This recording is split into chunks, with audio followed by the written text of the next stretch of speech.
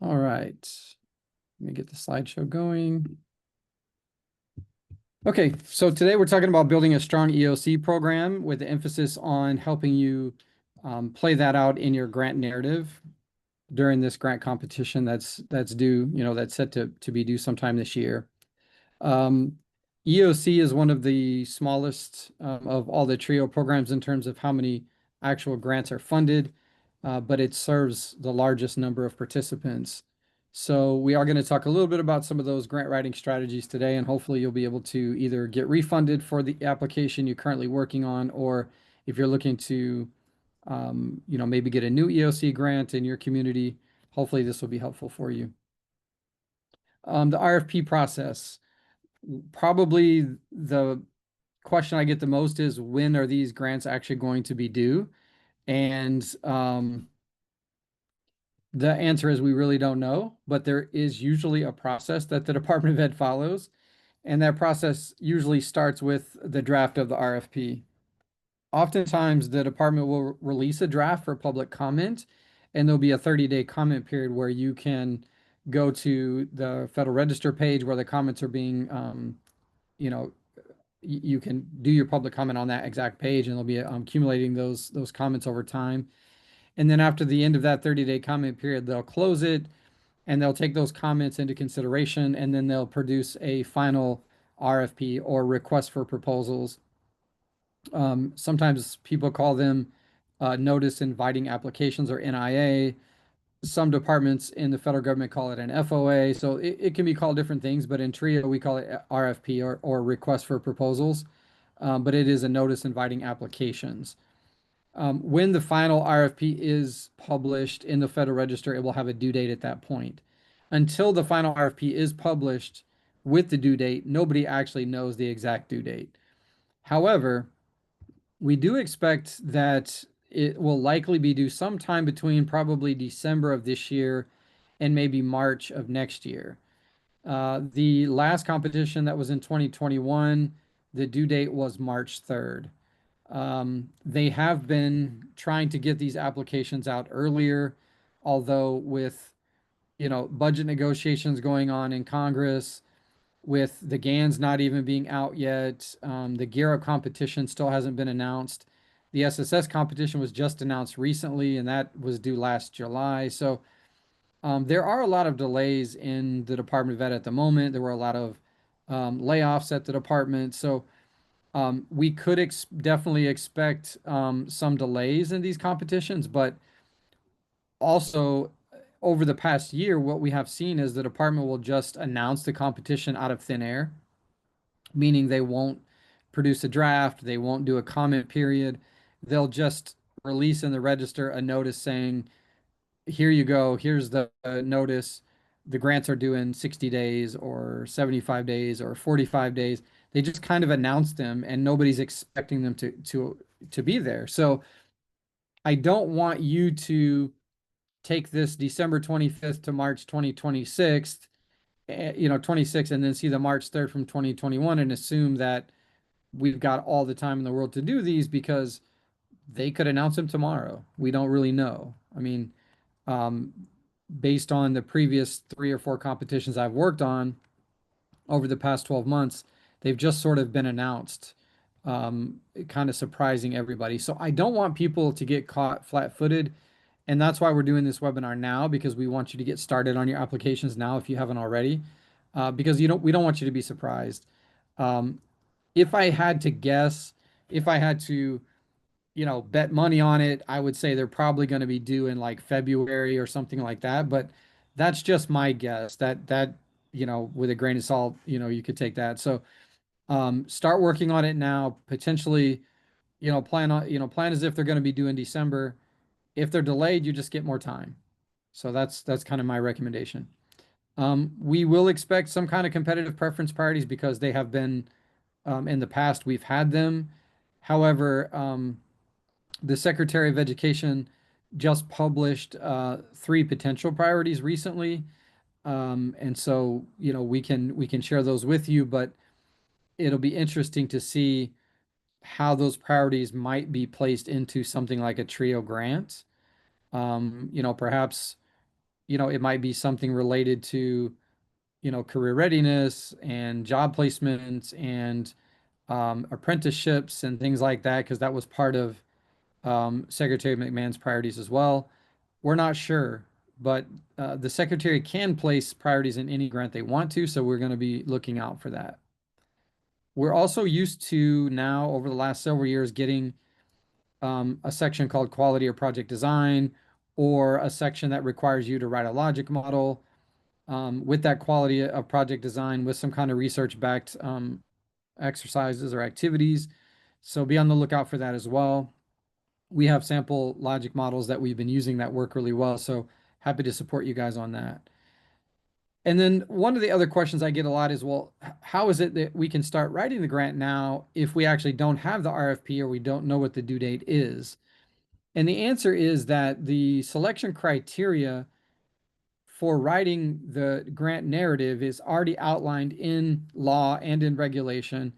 So we already have sort of an outline of what they're going to look like, and nothing has changed from the 2021 regulations. In fact, the last time the Department of Education updated the federal regulations related to TRIO programs was in 2010. So it's been 15 years since there have been new regulations written. And so the last three or four, last two or three competitions have had the same selection criteria. And I'll show you, based on these regulations, where to find that. So I'm here on the table of contents. If you go down to 644.21, what selection criteria does the secretary use? You can, sorry, let me click on it better here. 644.21, the secretary uses the following criteria to evaluate an application for a new grant. It says new grant, and that's because they consider all grants new. Even if you have an existing grant and you're trying to get it renewed, and even if you have prior experience points and all that, you're still applying for a new 5-year grant. They don't actually consider them to be continuation grants. They consider them brand new grants with a new PO number and everything. So don't get alarmed if you're an existing grantee and you see the word new. This is for everybody. So you can see here, they already outline what your need section needs to look like. It'll be worth 24 points, and it'll have these 4 sub-criteria in the need section. I'm going to go over each of these sections in detail, but just wanted to show you here. The objectives have the topics, but they don't have the language. You'll find the language for each objective on the program profile sheet in the application instructions when they're published. So they can change the language for the objectives, but the topics are published in regulation here. They could, in fact, add new objectives if they want to. They can, in fact, add any new selection criteria they want to. But in law and regulation, it gives us the selection criteria already for these things. So we kind of know that. The plan of operation has 30 points. And you can see these are the sub-criteria for that all the way down to here. I'm sorry, all the way down to section 5, subsection 5. We have the applicant community support section here, already written out, quality of personnel, and your budget, and then finally your evaluation. So we can work on these because we already know what they're going to be looking for in terms of selection criteria. So that gives us a jump start. That's not the case with every grant application, but with TRIO programs, we're fortunate to have that level of detail in regulation. Again, you do have the ability to speak in the webinar if you want to unmute yourself. You can also ask questions in the chat box, but feel free again to unmute if you have any questions or comments, or you want me to go deeper on a particular section. All right. So another question often, well, how many EOC grants may we write? Are we limited to one? Is there a specific number? The answer really is that, and I'll show you in regulation here. How many applications may an eligible applicant submit under 644.10?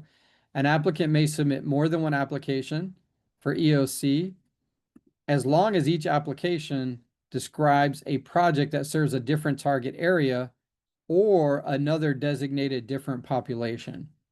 So it says more than one. It does not give a limit to how many more than one, so it is an unlimited amount. Okay. So the answer is that you can write as many as you want to. And then who's eligible to apply? Any institution of higher ed, any secondary school, any nonprofit organization or agency, or a combination of those. If you had some kind of partnership with two of these or multiple entities, you can write it as a group or as a partnership. The selection criteria, we already kind of went through it in regulation, but in every grant we'll have these 7 sections for sure: the need, objectives, plan of operation, applicant community support, quality of personnel, budget, and evaluation. And as mentioned previously, not in regulation, but likely to be added to your selection criteria will be either a quality of project design as a new section or quality of project design logic model as a competitive preference priority. Oftentimes we'll have 2 or 3 different competitive preference priorities, and sometimes one of them will be some kind of, project design section with a logic model. So we kind of expect, even though those are not written in regulation, they could be added to your application, as well as, again, any other selection criteria that they decide to add. We've seen in the past, they have added things like quality of project design. Okay, so that's kind of the general overview of the grant narrative and the EOC competition. I want to go into each section in more detail, although I'm going to spend more time on the needs and objectives than the other sections because they're the most critical. If you can't get the needs section data and the objectives written correctly, you're going to have a very hard time getting funded no matter what the other sections look like, even if you score perfectly. So when I spent several years at the Council for Opportunity and Education, and one of the jobs that I had there was helping institutions or organizations appeal if they were in the funding ban, or readers made errors in scoring their application egregiously. And so for 5 or so years, I was reading lots of grants and readers' comments, trying to help find where the readers' errors were made so we could write appeals letters for these applicants. And the vast majority of them, probably 99% of them, the reason they lost any points at all was because of the need section and objectives. Most people can write a budget. Most people can write a personnel section or an evaluation model or something like that. But when it comes to getting these grants funded or losing them, it almost always falls on the data and the need section and how you use that data to write your objectives. So I'm going to spend more time on those 2 sections and less time on the other ones. But if you have deeper questions you want to ask, we can definitely do that.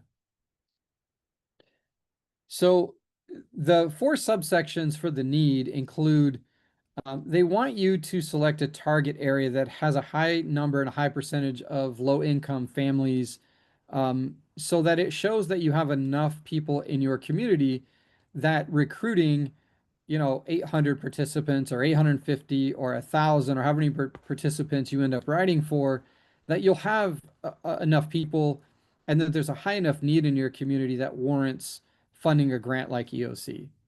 So your first job is to really detail out and define your target area with descriptions and data and trying to show and prove to the readers that your community has a very high need for these services. Part of that, most of that data or all of that data is probably going to come from the census.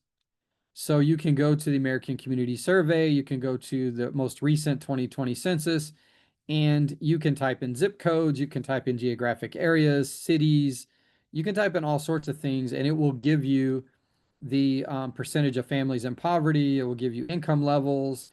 There's all sorts of data that you can glean from census data to build out that first subsection. So that's pretty straightforward. You're just trying to say there are a lot of low-income people where we're planning to run this program.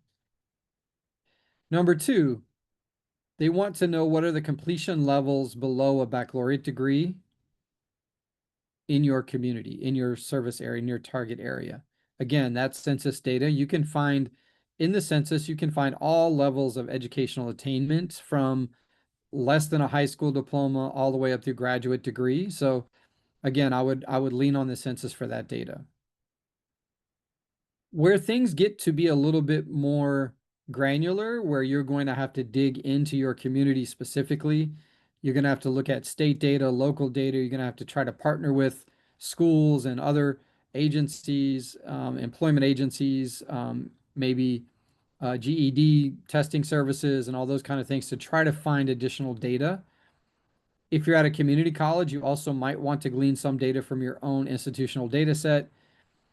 If you're at a four-year institution, you might need to partner with a two-year college to try to get some more data from them as well. And I'll explain what I mean by that. The need for education and training for employment trends. If your state has published any employment trend publications recently, you might be able to borrow from that information.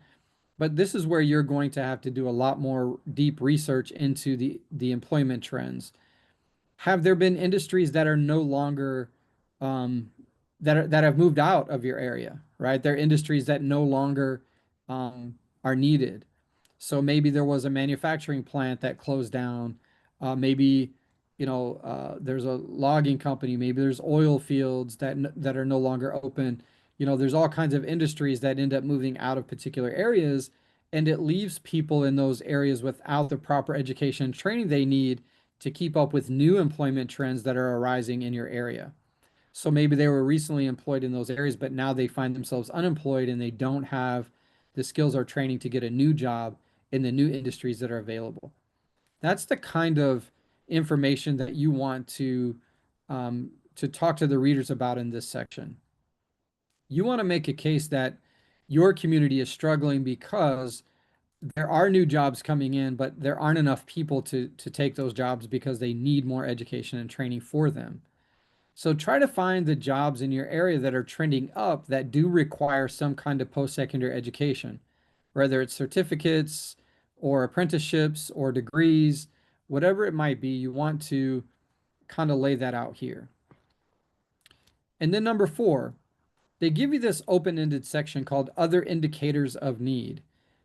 My recommendation for this subsection is that this is where you will begin to outline the data you're going to need to write your objectives. Since it's open-ended and you can write pretty much anything you want in here, you're going to want to create baseline data for your objective section. And there are 4 objectives related to high school or GED completion, related to completing financial aid applications, related to completing college applications, and enrolling in college.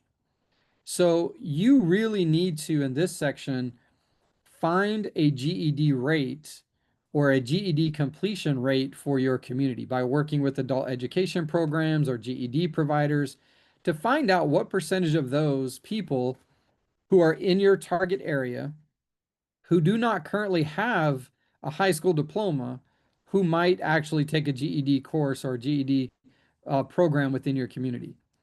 So if you have 10,000 people without a high school diploma and only 1,000 of them take a GED course every year, then you have your numerator and denominator to make a percentage there that becomes kind of your baseline. I'm going to go through these quickly, but I'm going to spend a little bit more time in a second on them. Financial aid completion. This is a difficult one because we don't know how many people in your target area that are adults who have not enrolled yet in college might fill out a financial aid application in a given year. So you might talk to local adult ed programs. You might talk to programs that are secondary schools, but maybe they're alternative schools for kids who dropped out who are trying to still get their high school diploma.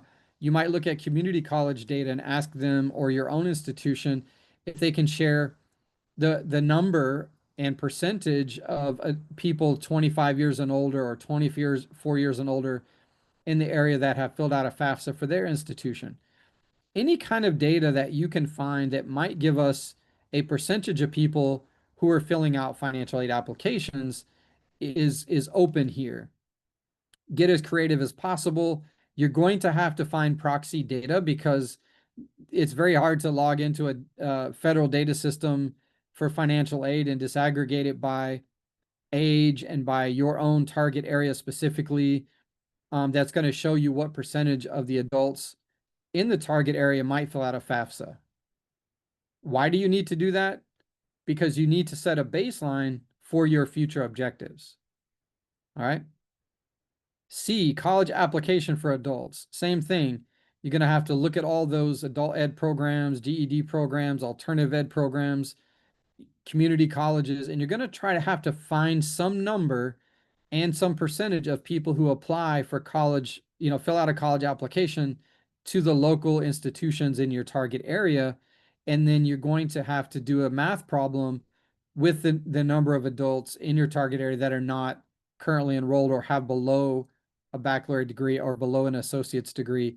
And you'll have to create a proxy math problem here based on the likelihood that an adult would fill out a college application in your area. And with enrollment and college enrollment of adults, same thing. How many adults are enrolling in colleges in your target area on an annual basis?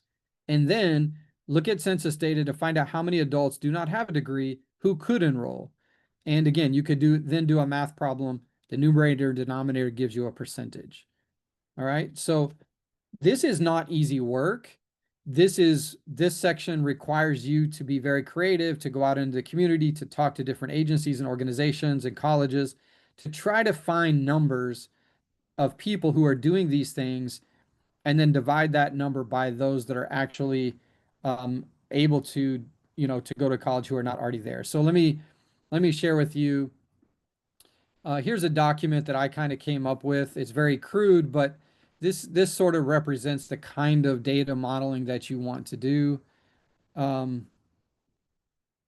So here's your county, total GED completion, number of adults without a high school equivalency will give you a percent completed GED. So that is the number of adults who currently do not have a high school diploma or an equivalency in your target area. How many out there do not have a high school diploma? And then if you can find out how many actually completed GED in a given year, you can take this numerator and divide it by this denominator, and that gives you your percentage of completed GEDs. And you could compare that to your high school graduation rate in your target area as well. That's one way to do it. This is not the only way. You might have other proxy ways to kind of make these calculations, but this is how I've discovered in doing it that's worked in the past. Same with FAFSA completion. So we have your population of adults 24 years and older, total FAFSA completed, numbers attending college, percent completed FAFSA. So you can try to build a math problem around your data that's going to eventually give you a percentage of adults who might fill out a FAFSA. And then again, you do that for college applications, and you would do that for college enrollment. In the American Community Survey, there's actually a form called S1401 that will give you college enrollment rates of different population based on age. You could also potentially use that as a proxy data set for this particular data point. So I know that's a lot, but let me just recap really quickly what I'm saying. Subsection 4 is other indicators of need. This is a section where you get to decide what the indicators of need are for your community. It does not have to be just these 4 things. In fact, I do recommend you adding more to it than just these 4 things. However, why are we specifically targeting these 4 data points for this section? The reason is because you need to set a baseline number for each of your 4 objectives within your needs section. So you're going to have your low-income families, you're going to have adults with below a baccalaureate degree, then you're going to want to have your low GED completion rate or high rates of adults with no high school diploma. You want to have your low rates of FAFSA completion, your college application, and your college attendance rates or college enrollment rates. All right? Because putting this in your needs section not only helps you with earning points here in your subsection 4, it also aligns with your 4 objectives and will help you seamlessly write your objectives in the next section because you'll have already created a baseline to write them. Okay, so it really kind of kills 2 birds with one stone, so to speak. All right. Now, that's a lot and it's fairly heavy. So I just want to stop there and see if everyone's okay, if you're tracking, if you have any questions or concerns, or if there's something that wasn't clear that I can add to. So let me just stop and see if there's anything that you want to discuss.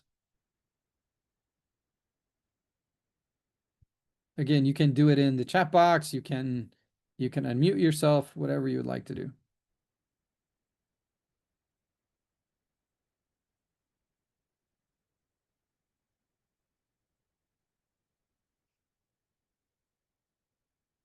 Okay, Tariki, you're in the chat. Glad to hear. Okay, excellent. Okay, so if you all are tracking and you feel like everything is going fine, I'm happy to keep kind of moving along. Looks like I see we did have one other person that joined as well. So far, so good. Okay.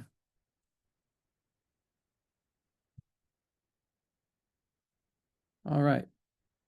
I'm going to go back and share again then, and we'll just go on to the objective section. Again, I am recording this for others who aren't here, so I want to go through each of these things in great detail. Okay. So this is an example of just sort of a summary data table that you might want to think about putting at the end of your needs section, which kind of outlines each of the data points being required and sets you up with each of your baselines for the 4 objectives that you have to write. I always, in all of my grants, like to label my baselines. I want to make it very clear to the readers, and yes, I even put it in red. I want to make it very clear to the readers what my baseline number is. The reason for that is that you must be both ambitious and attainable in writing your objectives. Look at this overview and tips. How are you going to be ambitious for an objective?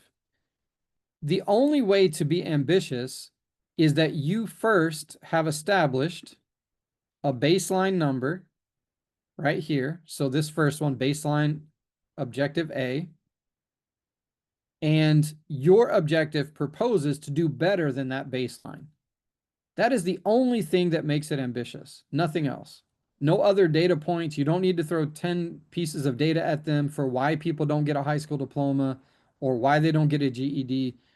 The only thing you have to tell the reader is the percentage of adults in your target area that earn a GED every year, or a high school equivalency or a high school diploma. And then you have to say to them, here's the percentage right now. And with our help, we're going to increase that percentage by X percentage points higher. That's the only thing that can make it ambitious. You've got a baseline, you propose a higher objective than that baseline. How much higher? Nobody knows the answer to that. It depends on the readers. But for the most part, we're going like roughly 5 to maybe 15 percentage points higher than the baseline. All right. Anything like if your baseline is 30 and you go to 31 or 32, they're likely not going to see that as ambitious. If you're at 30% and you go to 35, 37, 40, they're going to see that as more ambitious. Okay, so 1 or 2 percentage points usually doesn't work. The next thing it has to be is also attainable. So how do you make an objective attainable? You said it has to be ambitious because it has to be over the baseline number. And the only way to make it attainable is that you actually have a plan of operation with services designed specifically for that objective. So for high school equivalency, GED, high school diploma, you're going to put in your plan of operation that you're going to help people register for GED programs. You're going to provide tutoring, help them prepare for the test, whatever it is that you do in EOC or want to do. You're going to have a plan to make sure that those people that do not have a high school diploma or equivalency will get one in that year, in each year that they join your program. And then in the objective section, you're going to tell them this objective is attainable because we're going to provide all these services to ensure that we meet this objective. And we've got a highly qualified trained staff. We have an adequate budget. We've got support in the community and at our institutions and organizations. You're going to tell them everything that you have working for you that's going to make sure you do not fail, that you meet these objectives. That's what makes it attainable. It must be both together or you get 0 points. There is no partial credit, right? So if you say, well, we're going to get 100% of our people to fill out a FAFSA or 100% to get a high school diploma or equivalency, the reader might say, well, that is ambitious to try to get 100%, but we don't think that's attainable because if even one of your 850 don't do it, you can't meet that objective. So in that scenario, they would give you a 0. You don't get half points for being really ambitious and 0 points for being attainable. You just get 0 for the entire objective. So you've got to make each objective both ambitious and attainable. All right. So that's the point of us building out our baseline numbers within our need section so that we can have the baseline number when we get down to this objective, these 4 objectives, so we can use it to actually write what percentage we're going to put into each of these 4 objectives. All right, so the need section and the objectives go hand in hand, as well as the plan of operation and the services that you're going to provide that are designed to meet these 4 objectives. Okay. These objectives are standard for everybody. So every program in the country has these 4 objectives. And I showed you earlier back here in our regulations that you have noted here that your objective section has these 4. The department could potentially add more objectives if they want to, or they could change these around a little bit, but basically the regulations say these are the objectives of the program. All right, so that's where I get this information from. All right. Any questions about the objectives or needs section? Because remember, this is by far the most important. These are the most important 2 sections of the grant. So if there are any other questions, again, put them in the chat box or unmute yourself.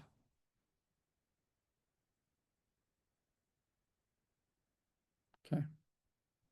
I'll just wait a second just in case.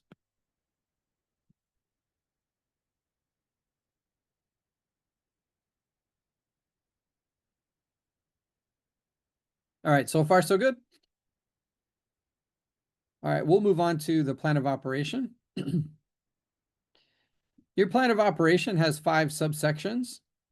A plan to inform everybody in your community, in your schools, and in your institutions and organizations about the goals, the services you're providing. It's really it's part of your recruiting plan, but it's a way to inform everybody that you've been funded and what you're going to be doing with this grant so that you can hopefully attract more partners and you can attract more participants. So it's kind of your marketing plan.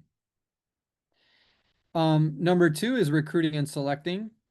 In the recruitment and selection process, you should have 2 things that you will not find in writing, but which I see people getting deducted for not having all the time. Number 1 is you need an objective way to select your participants, meaning some kind of a scoring system or scoring rubric. If they're first gen and low income, they get a certain number of points. If they're only first gen, they get less points. If they have a high school diploma, maybe they get a certain number of points. If they don't, you know what I mean? So you've got a system designed to kind of help you select the highest ranking people in your program. Now, I know that that's not really realistic in an EOC program because you have a rotating enrollment system, and sometimes it's very hard to even meet the number that you're funded to serve. But that's irrelevant in writing of your grant. Because if you don't have those kinds of things in there, you're likely going to get a deduction. So you need to have some way that shows the reader that you've got a plan in place for selecting your participants. Recruiting them is all of the activities you're going to do, going out to the community, working with agencies, working with the military, setting up booths at, during, public events and things like that. So that's your recruiting, but you're selecting.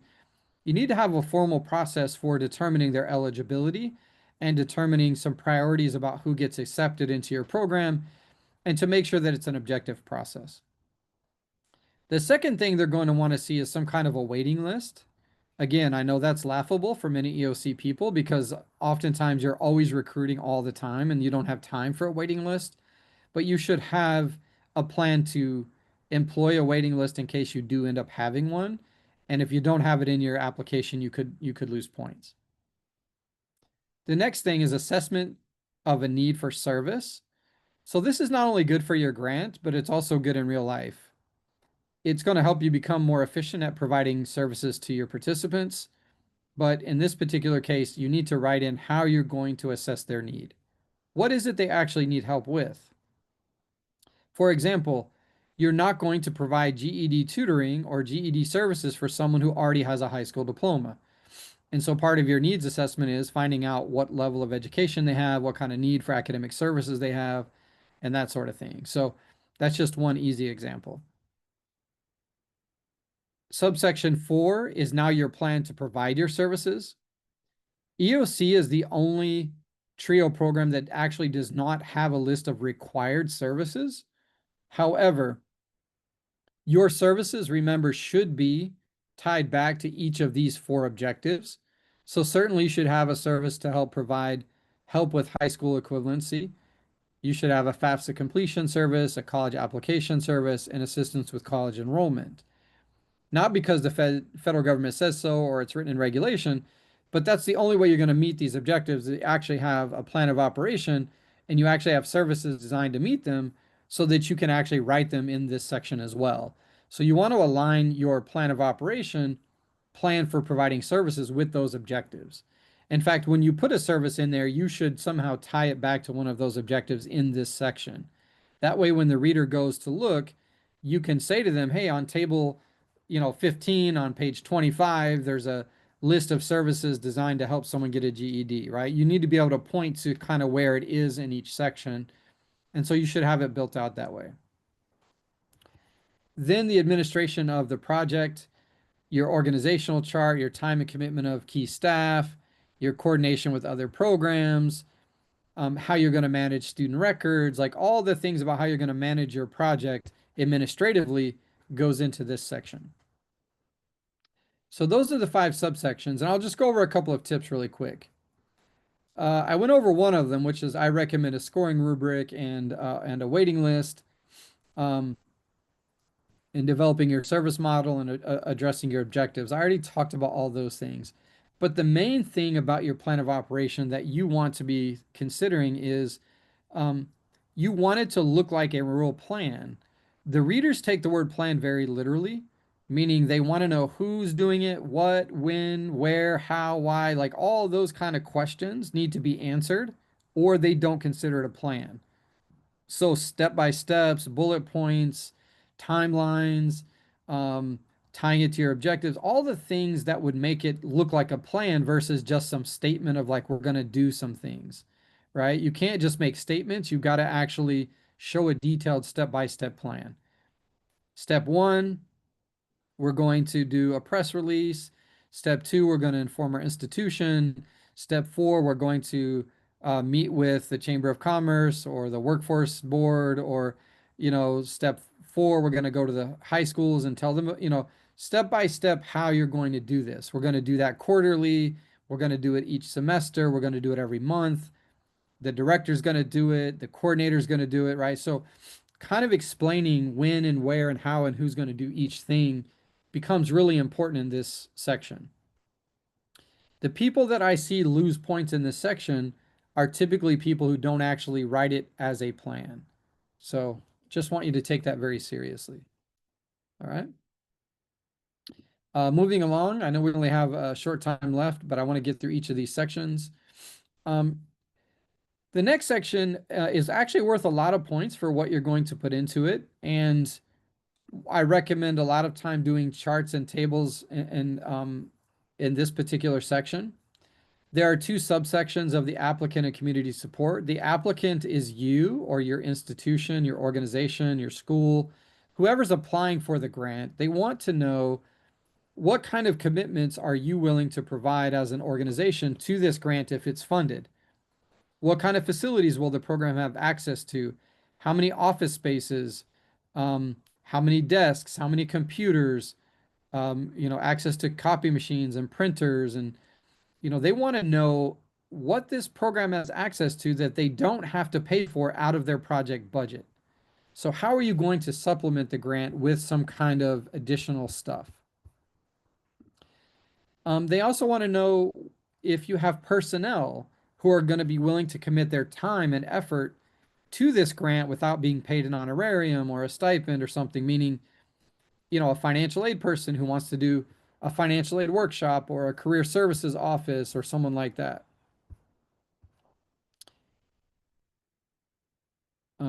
Yeah. So Ryan asks, what is the point of the points? Is there a cutoff number of points for the grant to be considered approved? So yes, Ryan, what happens is they take all of the applications and they score them all, and then they put them in a slate from the highest score to the lowest score, and then they take the amount of money they have in their budget and they start funding those grants, each of their budgets, until their money runs out. When the money runs out, that is where the cutoff score is. If you're above that line, you're going to get funded. If you're below, you're not. So it's as simple as you got to earn as many points as possible in order to get funded. If you're writing a new application, you very likely are going to need a perfect score. If you're an existing grant, you're going to likely need to have enough points on your grant and your prior experience points that equal what would be a perfect score or higher. So yeah, the points are really, really critical in terms of overall getting funded. It is not an open application. They only have a finite amount of money to fund them. And when that money runs out, that's where the cutoff score runs out. So that's a really great question. Um, so again, back to the applicant commitment. Um, you need to commit as much resources as you can without having to come out of your budget to pay for them. That's the point of this. They know they're not giving you a lot of money, but they know you've got to do a lot. And so they want to see that you're partnering with your organization to get extra help. I recommend that you be very specific, right? Um, Talk about, we have 3 offices, we have 4 desks, we have 8 computers, we have blah, blah, blah, whatever the numbers are, right? Try to be as specific as possible. If your institution is contributing monetarily, right, if they're actually going to give you dollars and not just in-kind contributions, you should be able to state that you're going to receive that money for all 5 years. The department does not want you to say that your institution or organization is going to give you money, and then after the first year, they pull that money, right? Because then it looks like you're just trying to beef up your application just to get funded, but that money is actually not going to be there for the life of the 5-year grant. All right, they want to see that as available for all 5 years because they're funding you based on that budget. However, you'll see this in the next section, we're only going to put a 1-year budget in the narrative. The next subsection is a written commitment from your partners. These are schools in your community, whether it's traditional schools or adult ed programs or alternative ed programs, other institutions of higher ed that you might partner with. If you're a 4-year school, partnering with 2-year colleges or community-based organizations, and certainly government agencies and military.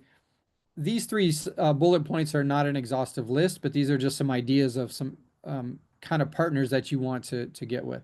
Now, you need a written commitment, so it could be in the form of a letter. I think it personally could be an electronic written commitment, like an email or something, simply because things are more electronic these days. But if you want to get a written letter, you can. You do not have to submit them with your application. You're just getting a commitment for something specific. The biggest kinds of commitments that you want to get would be things like space, right? EOC really needs to go out into the community to recruit and work with participants. You can't expect them to come to your institution all the time. And so space becomes a premium. So any partnerships you can get that will provide you with some collaborative space where you can work out of or have meetings or host workshops, that becomes really, really important. Whether it's schools or community centers or churches or government agencies, those things become really important. The other thing you want these partners to commit to is helping you find participants, right? You want them to become a conduit for people to come into your program. And hopefully it's mutually beneficial. Hopefully you can create a partnership where you're helping each other out. So if it's a workforce development office, you can help the workforce development people find jobs for people at a higher rate if those people are getting training and skills needed to take those jobs. So you can think about it as this mutually beneficial relationship, and hopefully you can create those partnerships before you send the grant application off. All right. One of the major tips here is to not take anything for granted. Sometimes I'll talk to people and I'll say, well, what you really need to do is go partner with this organization. Oh, yeah, yeah, we definitely do that. We meet with them every month. It's like, well, you didn't put it in your grant application. Oh, we just kind of thought that was obvious. It's like, well, not everything is obvious to the reader. So don't take things for granted. Think about every partnership. Write every partnership down that you already have. Write every partnership down that you dream of having, your wish list, and go out and try and secure them and to secure written commitments and put them in your grant application. All right, that will strengthen your application here. Quality of personnel. There's two major points here. Number one, these are minimum requirements, not the actual people being employed right now or people that you might have in mind to be employed. These are actually just the minimum qualifications that your institution or organization would require in order for you to hire a person in these level of positions. So at your institution, what would a director need to have to be considered a director? Do they need a master's degree? Is a bachelor's okay? Is a master preferred?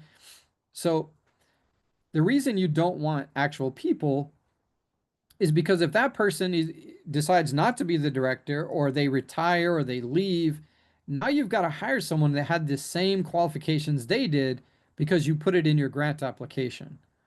Okay, so if someone has a PhD with 30 years of experience, you don't write that in this because now you're going to have to replace them with someone just like that. So make sure this is the minimum possible to hire somebody. And I literally mean minimum. I've seen many, especially EOC grants, recently have a very hard time filling director role positions because they've required too much in their grant application. And the Department of Ed will not approve them as a director if they don't meet the qualifications you wrote in your grant. They will give you a very hard time. And I think they're giving people a harder time more recently than ever before. And I don't mean this year with the new administration, I mean in the past 2 or 3 years even. So you should put the minimum possible qualifications to hire someone based on your own institution's policies. Okay, not real people.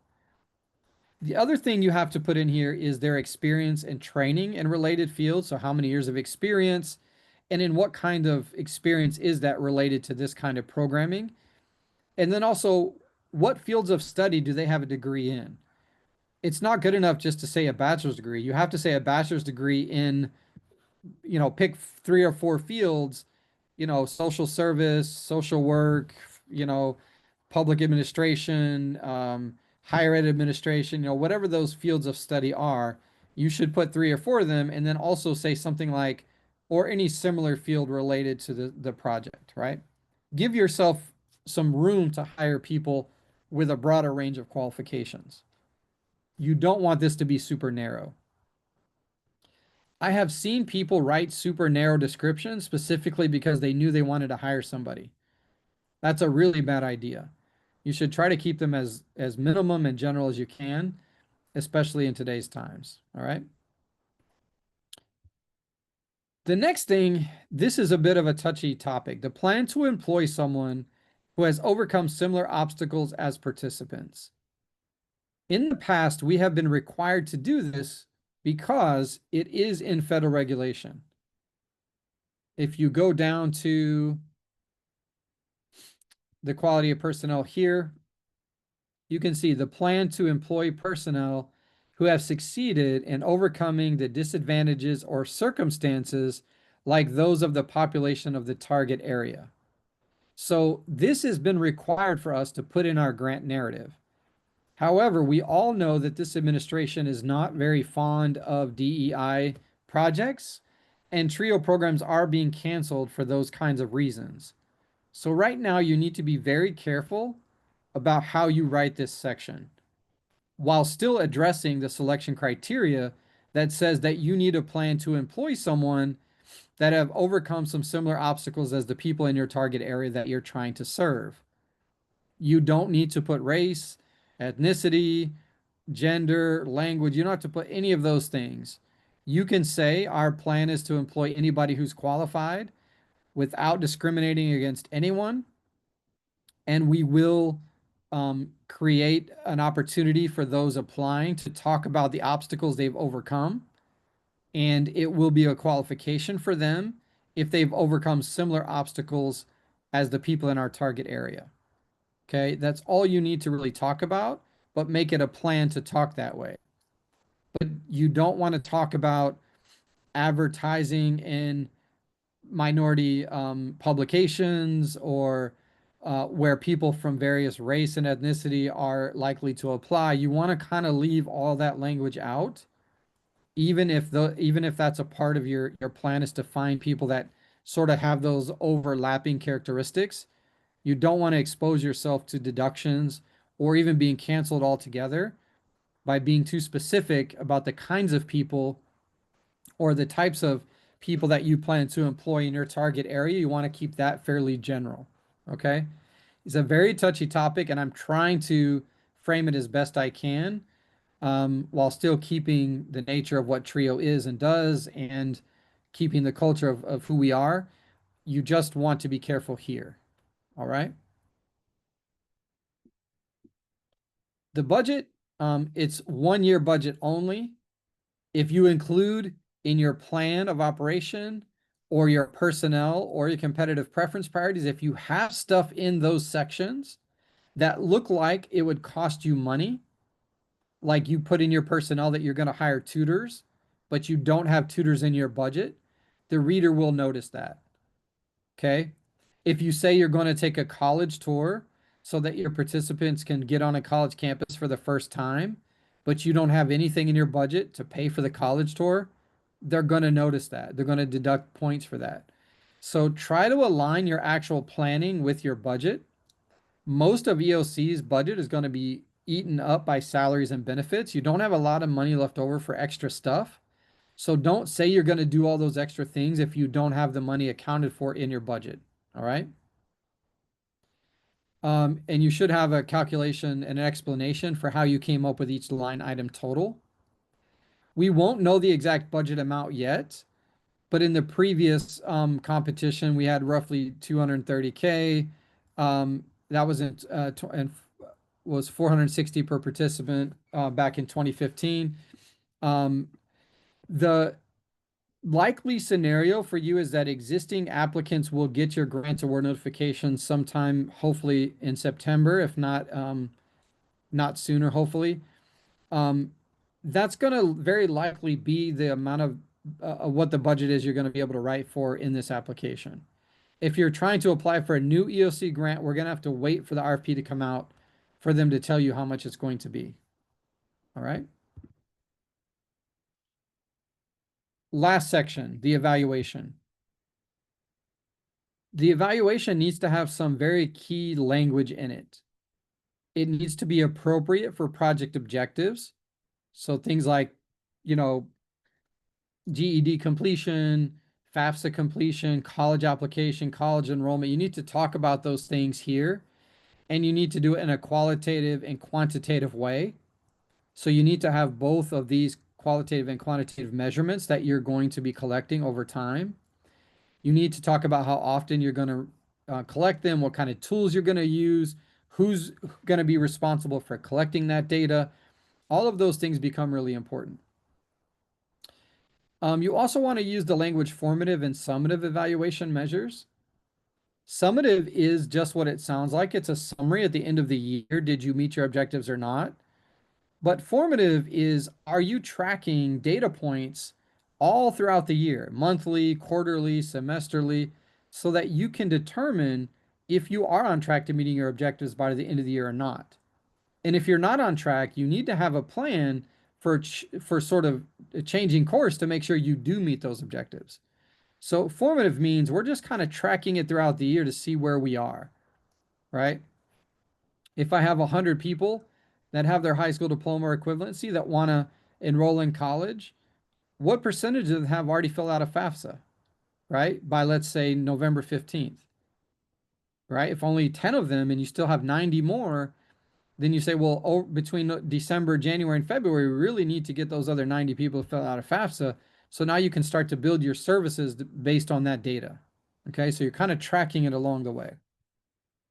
All right. Again, this is an evaluation plan. So who's doing it, how often, what kind of tools, when you're doing it, the kind of evaluations you're using, the kind of data that you're collecting, all those things need to be included. And if they are, you're very likely going to get all 8 of these points. I rarely ever see people lose points on the objective section as long as they follow this particular model. Okay. Some odds and ends here. In 2021, there was a 65-page limit and there were formatting requirements. However, now they're considered to be formatting recommendations. So if you accidentally double space a single space a place that was supposed to be double spaced, you're not going to lose points or being kicked out for that. If you go to 65 pages instead of, I'm sorry, if you go to 66 instead of 65, you're not going to be eliminated. If the competitive preference parties say you need to do it in 9 pages, but it takes you 11, they're still going to accept it and score it. So all of the formatting is now considered to be recommendations, not requirements. All right. There's typically a 1-page abstract, single spaced, and they want you to put your objectives in there. I usually put how much money you're writing for, your a little bit about your target area, and they want you to also include the competitive preference parties that you're going to be writing for, if they have any this time. You are expected to put a table of contents as the first page or two of your narrative, but it does not count against your page limit. You also need to check out what the submission process looks like because quite often, if you're at a small organization or institution, you may not have your SAM registration up to date. It has to be renewed every year. So take a look at when the instructions come out, what they want you to do to be ready to submit, including using grants.gov and getting a workspace created. There's a whole appeal process, which we could talk about sort of offline, but if you fall in the second funding band, uh, you will have 15 days to appeal if the readers took points off in error. And if you ever find yourself in that situation, please reach out to me or COE and we can help you, walk you through that. All right. In the workspace, there'll be a separate location for your narrative, your CPPs, your abstract, your GEPA statements, your assurances, your program profile sheet. There's a lot of documents that need to be uploaded. All of those are included in the application instructions, so you want to read it fully. All right. I want to leave, I know there's only a few people here, but I'd like to leave some time open for questions. These are some of the frequent questions I get asked. And, just wanted to open up to see if you all have any questions today that you want to ask as well.